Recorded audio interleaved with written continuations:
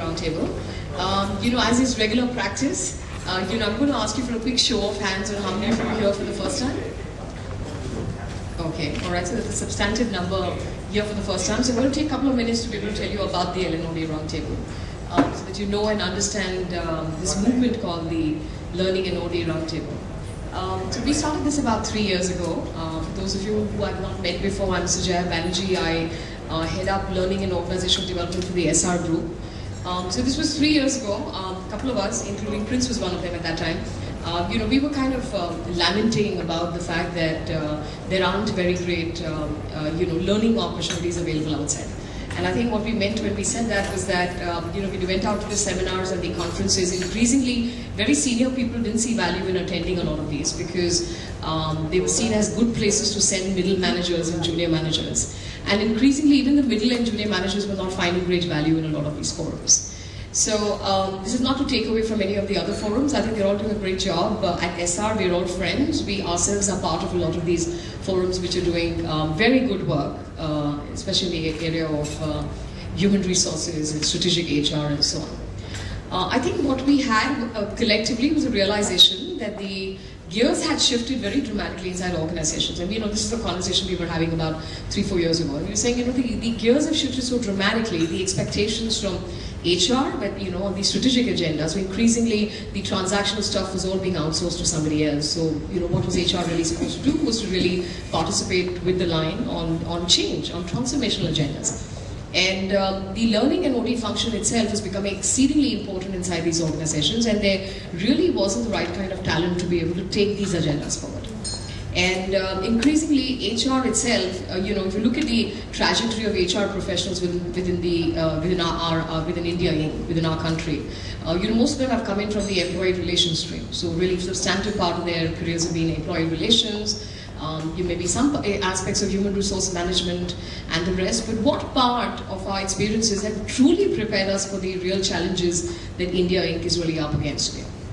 And if you look at the students who are coming out of the MBA schools and the rest of that, we hire people from premier schools. I'm sure you have the same experience. I have nothing against premier schools. I belong to one myself, but I think the syllabuses leave a lot to be desired in terms of the changing challenges that professionals need to get their arms around in organizations. So I think it was a closed-door conversation, some of us admitting to ourselves that in a lot of the seminars and forums, you get more of PR and less of HR. So everybody's doing a lot of branding, positioning their organizations as great employers, and everyone's talking about success stories. And of course the jury's out on how true these success stories might really be.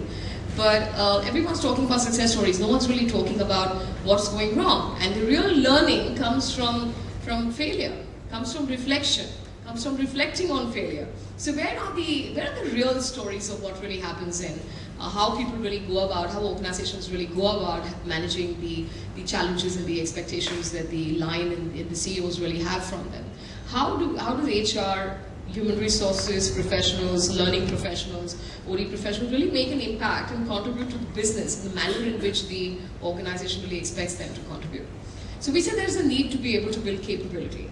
So one of the reasons why we created this forum was to help build capabilities for learning professionals, for practitioners. We haven't yet opened up this forum to trainees.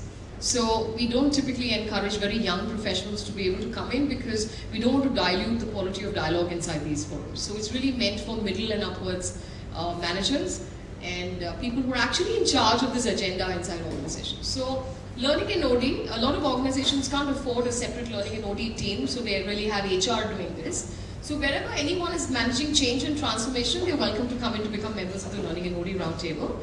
Because Learning and OD Roundtable focuses on being able to enable organizations to drive their transformation agenda successfully and create learning organizations, which is what is the credo of this forum, which is to help other organizations become learning organizations.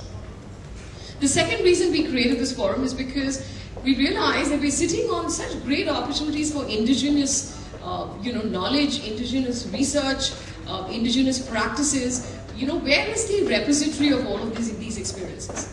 In India, we're so poor at documenting what our experiences really are. And therefore, constantly there is a huge borrowing from Western literature. Because we don't really take the effort to document what's really going on in our organizations, what are indeed our stories. So really we said, why don't we create a forum that allows us to be able to create this repository of knowledge and best practices and next practices and the rest of that, so that we're not just blindly copying something that Walmart did or something that Steve Jobs did or something that Apple did so successfully. We actually try and draw experiences from organizations that have been able to make headway in our ethos, in our culture, managing our kind of ground level realities and challenges in India. So the first reason is capability building. The second is to be able to help you build a learning organization back in your own organization. The third part being a group of practitioners who can actually share real stories and create a repository of knowledge. So what we do at the Learning and OD Roundtable is we have master classes where professionals teach professionals, which is what you're going to experience today. Okay, so we've got professionals here who actually have a great success story to share with you. And hopefully we'll tell you what the pain points were as they were trying to get this success story off the ground. But master classes are meant to be about practitioners sharing with other practitioners. I must make a quick, admission here. I was amazed when I went to some of the international forums, whether be it ASTD or IFTDO or any of the international forums. There's another one called Perspectives, which is really a group of people who are involved with e-learning. And what I realized is everywhere else in the world, the forums, the professional forums are very all-encompassing. And what I mean by that is that it includes practitioners, it includes consultants, it includes people who are trainers, freelancers, anyone who's contributing to the journey. Educationists, academicians, researchers, everybody together is the community. I think it's very important for forums to be expansive, to include everyone. And therefore, the Learning and OD Roundtable is being very encouraging of consultants, freelancers, anybody who's on their own, trainers, who'd like to have the benefit of being able to belong to a forum where they can learn. And I think this is so important because they come in to drive your agendas inside your organizations. The closer they are to the real pain points practitioners have and the kind of solutions other organizations are generating, the greater opportunity they will have to add value to your own organization.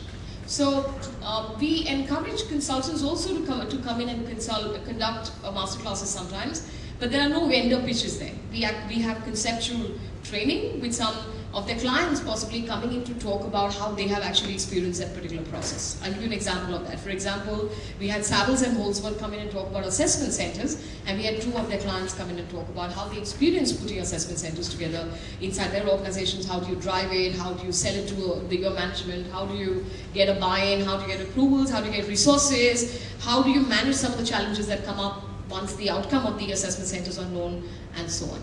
So, masterclasses is about professionals teaching professionals. A second format we have, which is very popular, it's called the Learning and OD LNOD Roundtable Insights. And Insights uses a TED-like format, so it has 7 speakers and 17 minutes each. I recommend very strongly the next time we have one, you must come in because you get rapid fire 17 contemporary sessions which are of use and of great application for practitioners. So it kind of gives you an array of ideas you can take back for implementation. There are conversation cafes which normally follow in the format. So anything that we do typically has a conversation cafe that follows through as a next step. So today as well, we will try and once we've done with the Mahindra Rai story and you've asked for a few questions, we'll try and get into huddles to be able to see how you can make meaning out of this in the context of your own organization. So having conversations, having dialogues with fellow professionals is an integral part of the learning in this forum. The third format we have is called the Big Debate. And Big Debate is bringing in some real contentious subjects for discussions. So normally there's a panel, but typically in the second half, the audience participates in the debate together with the panel. So we've had some real contentious subjects in the past. Some of them, our members have told us this is the most interesting format that they've ever experienced. In fact, a lot of them told us it was their best masterclass. We've had subjects like employee engagement, myth or reality. So we actually debated whether there really is indeed a concept called employee engagement. Does it really exist? Is it the concoction of a consultant's mind? If it follows a normal distribution curve, then doesn't matter at all if you're trying to drive it inside our organizations. So we had a discussion around engagement. There's another one we had which was called the missing link. Does India Inc. have a middle management crisis? And that was a very exciting discussion because a lot of the people who were in the audience were middle managers themselves. And the grand conclusion was that India Inc. really has a leadership crisis more than a middle management crisis, but the jury's still out on that. So we've had some really interesting debates here, and I encourage you to come and join the debates when we're ready to start, whenever it is that they are announced as part of our calendars. So any information you want on membership, there's a counter right there, so feel free to be able to ask any information that you'd like on memberships at the LNOD Roundtable. The last part that I must mention here, that's where the Mahindra story today really fits in, is one of the things we've been actively doing is driving research studies. So every year we drive a study. In 2011, we drove a study called the Best Learning Organizations of Asia study, where we invited companies to be able to participate and give us entries to tell us whether or not they believe their organization was a learning organization. And there was an acid test kind of a template which they had to stack up against and give evidence to say that their organization was indeed a learning organization. So this culminated in a seminar called the Best Learning Organizations of Asia seminar, which happened in 2012. In 2012, we initiated a study called the Best Change Interventions of Asia study. And a whole lot of companies participated. There were 22 of them which were finally in the reckoning, out of which we presented 12 leading organizations at the Best Change Interventions of Asia seminar in July. And I'm delighted to let you know that Mahindra Rise was the winning entry. So I want you to join me in congratulating them. A round of applause for Mahindra Rise, which actually won the Best Change Interventions of Asia awards. So I'm really excited to present to you here today the Mahindra Rise story. And I have with me here Prince Augustine. He's the Executive Vice President, Human Capital and Leadership Development for the $16.2 billion Mahindra Group. He has over 28 years of experience, very leading companies that he's worked for before: ACC, Burroughs Wellcome, Castrol, Star TV, Morpen, and more than 15 years of experience in senior leadership roles. Prince is a very well-known person. He's very active on a lot of HR forums. He's been pretty, active with the Learning and OD Roundtable right from the start. And, we're very excited to have him here present the story along with his colleague. I have the pleasure of presenting to you Naushad Noorani. And Naushad is the Senior General Manager of Organizational Development for Group HR of the Mahindra Group. He has a master's degree in management. He has worked with human resources function in companies like ACC, which is Holcim now, Voltas, Thomas Cook, with Indian Hotels for a long time. He has specialized in talent management and leadership development. It is a real pleasure, ladies and gentlemen, to present to you the Mahindra Rise story with Prince Augustine and Naushad Noorani. Put your hands together for both.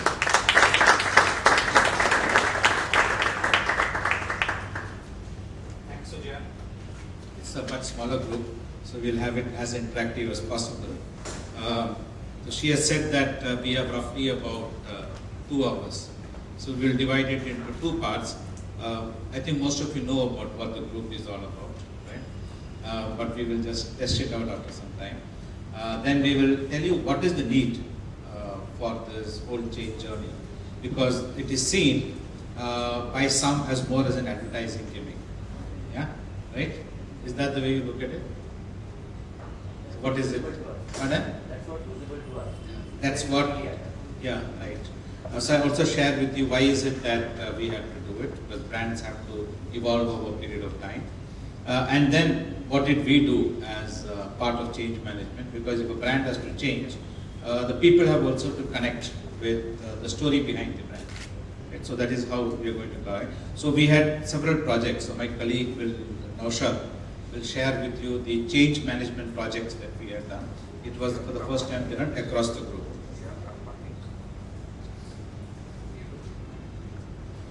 This is how this will be the overview of how we will really cover it. I'll quickly go through it. We started off in 1945 when both these gentlemen, J.C. Mahindra and K.C. Mahindra, when they set up the company. At that point of time, in 45, it was a big thing because not very many professionals were entering as entrepreneurs. One was an Oxford graduate, other was a VJTI engineering graduate. So both together they started as a steel trading company. Today it has become a big conglomerate of several businesses. So slowly we have grown and we have today quite a diversified federation of companies, we say, because all companies operate independently. And as a philosophy, nobody prescribes anything. And in the group, if you have got to make any change, you have got to make others believe in the need for change. Even in the business, nothing is prescribed. Each one has to convince the other the need for bringing in anything. So we are quite a consensus-driven organization. And as a philosophy, that is the way we really operate. We are today 16.2 billion, so you'll find that we operate in a multi-spectrum of businesses. Automotive, farm, IT, reality, life spaces, right? Timeshare. It's a huge array of businesses, and the company is also highly profitable. When you look at a large conglomerate has got a discounting phenomenon. Some businesses subsidize the other, but here all the businesses, some businesses are highly profitable, evolved, mature, some are in the growth phase, some are in the early phases. Right? So each of these grow and they make themselves profitable. But as a group, even when, if you read today's paper, when most of the businesses are in a downturn, we have made reasonably good profits. So that is how the spread of businesses are. And in terms of revenues, we have grown 10x. Profit is really phenomenal, and the market cap is 60x. And all the stakeholders have benefited out of it because we are a highly ESOP-driven organization. Large section of employees do get ESOPs, and that creates wealth. And one thing that RISE has really contributed is that as a group, we had never an aspiration for ourselves.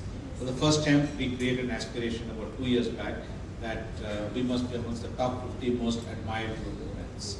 Here we didn't take revenue or profits. We said whatever we do, people should look upon us as a company that makes a difference. And therefore, if we do that, then we say we will get reasonably good revenues, reasonably good profits. That is the way that we have pitched ourselves. So we are truly global. We operate in 100 countries. Right? And we are market leaders in several of our businesses. One of our philosophies, about 15 years back, we'd actually gone out of the blue chip. And at that point of time, we brainstormed together and we have what is known as a blue chip. It's become a phenomenon every year. So every year the top leaders of the group go out and they discuss what can be the strategy for the group for the next 3 years and what difference can it make in the next 1 year. And since then our businesses have grown quite manifold. One of the philosophies that we have taken is we should be number 1 or number 2 or number 3 in any of the businesses that we operate, or they should have the potential to be amongst the top 3. Okay? So you'll find that in most of the businesses, we are number 1. There's a large array of businesses that we have, right? And they contribute significantly to the group revenue. And all these things put together will be about 13 to 14 billion US dollars. 2 billion is what the early businesses are really contributing to. So these businesses, 25 years back, they were in the same pace as the early businesses. So if we grow at the same pace at which we are growing, that is 25 to 30%, we'll be about a 150 to 200 billion US dollar group. Or if assuming that growth does not take place at the same pace and it tapers to 10%, we'll be around 40-45 billion US dollars the next 10 years. This is quite phenomenal, whether we take a conservative growth or we take an aggressive growth. And therefore, the need to look at the business and businesses differently became evident to the organization. So that is how the story of RISE came about. We were at that time a 12 billion US dollar group. That was somewhere in early 2009, 2010. So we were looking at will we be able to grow at the same pace, and what is it that we have got to do? At that point of time, we were going to launch a very key product in the US market. So whilst we are launching the product in the US market, we realized that the world is not the same as we are. This is what you would see. I'm not diving much into this because all of you know what it is, right? The complexity is so high that what we plan today, it really does not work tomorrow. Product life cycles have crashed in a very big way, right? So can you imagine what is the cost of crash of a product life cycle for businesses like ours? You take our main business, the automotive and farm business. How much does it cost to develop a product?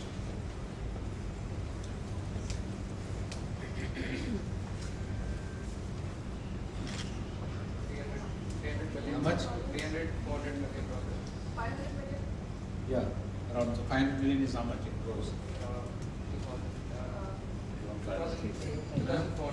2,400. So roughly around 1,500 to 2,000 crores. XUV costed us 1,500 crores. Scorpio costed us 10 years back 650 crores. Right? The challenge for this is that you have got to insight a consumer 4 years or 3 years before the launch. And you have got to, and you have to ensure that you project trends for the next 4 years. Because if you have invested 650 or 1,500 crores, you need to recover it. If you go for a short recovery cycle, your product cost will become very unviable. So you've got to spread it to a reasonable period of about 8 to 10 years. And that's a challenge. Now, if you do not insight it well, or sometimes your competitors also insight it to the way that they will come with a competing product. So then our life cycles become very, very short. So when we launched the Scorpio, we could identify a segment and we gave the consumers a price which nobody would have got. At that time, we were running a joint venture with Ford. So Ford, in fact, came and told us, I don't think you should partner with us, because we had a condition with them that we have to partner with them in every business. They said, if we partner with you, your cost will go phenomenally high. Right? And you've got a large mass segment in India, and that part has to be seen totally different. And if they were to do 650 crores, would have been 5,000 crores. We put about 500 to 600 people, they would have put 5,000 people. They said, the way you develop, we will not be able to develop. So therefore, the costs go phenomenally very high, and you won't be able to sell the product. If a Scorpio students, yeah. Your Renault and as well as your Ford, as you said, your partnerships kind of were rocky. Ford was not rocky, Renault was rocky, I agree with you. Ford was, most of the multinationals, everybody has an intention. They come to understand the Indian market. Okay? And why do we partner? We partner to build capability. As long as both understand each other, it is perfectly fine. So Ford helped us to build our entire quality system has been taken by Ford. Ford took more than 1,000 people to US and trained them. We set up a plant for them. It was the best modern plant which Ford ever had in the world. A small volume this thing. Right? So we helped them to set up this thing. The Chennai plant was set up by us. We got complete concessions for them. So we negotiated for them the land. We negotiated for them with the government concessions, which otherwise they would not have got. And they had picked up some stake in Mahindra, and we also picked up some stake. So it is a broad understanding, and the understanding was that the day they become independent, they will settle. Well, we can't manage their cost, and they will not be able to operate the way we operate. Right? But we are quite entrepreneurial in our outlook. So therefore, when the Ford plant was fully set up, they need to establish the brand of their own, because they are a global brand. They will never pull for Mahindra Ford. During the launch time, they'll put Mahindra Ford. Afterwards, they will tell the Ford identity will get diluted. Right? So then they will separate. You have to be very clear that it is a marriage and convenience. Okay. So therefore, it was not a separate. The Ford was a known thing, right? And therefore, with this thing, Renault, yes, because Renault wanted only an entry into India, right? And we said that what is the value in terms of this, right? And then the market went for a downturn, and they were not willing to invest. See, we had to launch the XUV. Right? And we had to ensure that setting up an automotive plant takes 2 years. In 2004, we planned the launch of the XUV. Therefore, if their global plans do not align with our plans, then you cannot continue beyond this thing. So therefore, they wanted to slow down. The market went for a slow growth at that point of time, and they said they don't want to invest for a plant in Chennai. So we had bought 300 acres of land. They had bought 300 acres of land. Dilsan had bought 300 acres of land. Originally it was a partnership between Mahindra and Renault. Then we have got a third partner who came in. Both the partners said the India market will not grow for 2 years. For us, we said it does not matter, go for 2 years, but we will build capacity. And because return on capital employed, everything comes down very, very drastically. Right? So therefore, we had to, and if we had to go ahead with the plant, right, we bought land then in Chakan. We bought 750 acres of land, and then we set up and we launched. And therefore, we were able to really not get caught in a downturn. Others would have been caught in a downturn, right? And because we have no new products to offer. Right? That's a challenge for this business. So you have to be very quick, you have got to be agile. At the same time, you have got to ensure that your discipline and processes are not compromised in any manner whatsoever. Right? And therefore, these businesses are not very easy. If 3 of your products fail, you would have locked up 5,000 crores. And a company like Mahindra cannot afford to get over with 5,000. For $16.2 billion group, right? You cannot have $1 billion loss. Right? So, and other businesses are also, early businesses also suck a lot of cash. They suck about $1 billion of cash. Right? So therefore, how will you really survive? You've got to be very, very prudent in your investment. Right? And Mahindra Group is known for frugality and prudence. Frugality means very careful that we don't over-engineer our products or we don't over-engineer customers' expectations, right? Which a multinational will probably do because they can afford to carry. Ford is still making losses in India. It does not matter for them. Like Renault will make a loss for the next 5 years. It does not matter for them. Right? Whereas we don't have that scale or any of those things. Therefore, we have to be very careful in what we do. Why GM went down the drain is primarily because successively their products started failing. And if successively they will spend $1 billion for a launch. And if 2 of the products fail, the company is finished. Yet you have to go for chapter. And their costs are very high. Their $5,000 per car is the cost of retirement benefits. It's very easy, to think of retirement benefits. You have got to project every money that you spend for people cost. You've got to look at 40 years from now, how is going to impact the company. Right? So therefore, we are very big care for our employees in a very big way. But we ensure that does not create a drain on the future.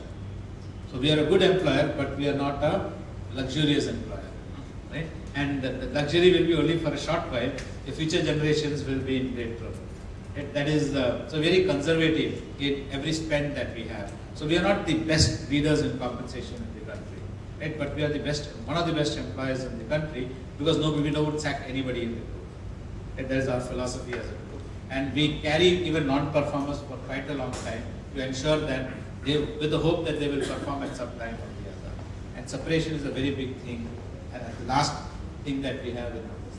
So this actually made us think differently. And we said if we have got to really survive and become a company of the fleet, we have got to be totally different.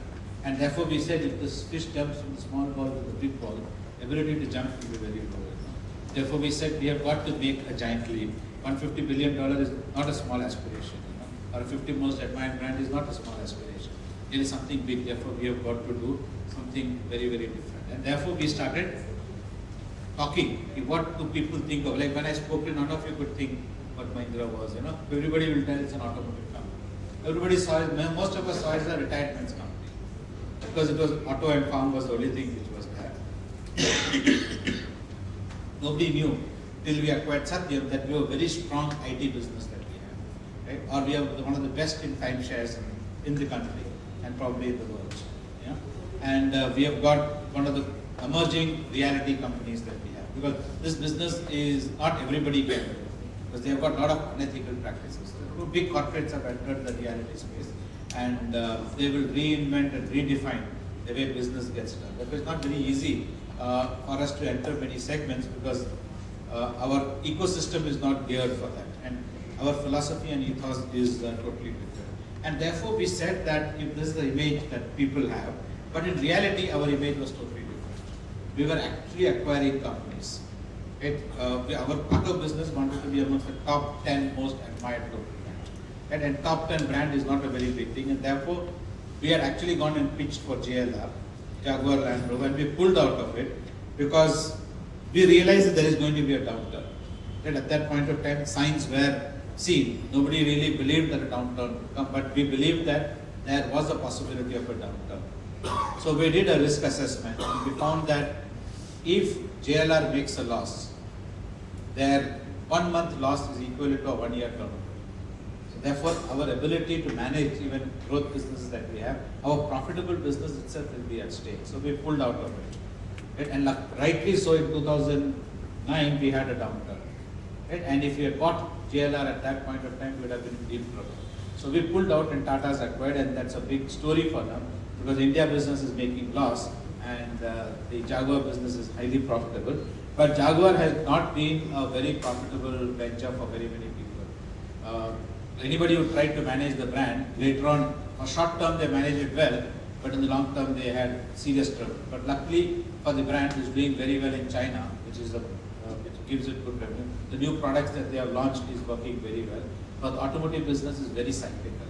Somebody else can come an equally good product and then you will get thrown off the wind. So this is what was the reality, and therefore we said that we have got to have a new identity. So this is how the story for Rise really started. Therefore we said that we have got to reposition the brand globally. And then we engaged Strawberry Frog. They did a series of research, right? And then they said that there is a DNA in you organization which is totally different. But they did a lot of studies across this thing. So therefore they said there's a subconscious capability and subconscious culture that exists. So you want to bring it from the text to the headline. Okay, so then we started debating, we started brainstorming. It is not an idea which HR found, it was basically the corporate brand council. Anand felt that it is a good advertising pitch. Right? It started off as an advertising pitch. They gave the word Rise. Rise is not others. Rise actually, because in advertising people come out with good catchy things.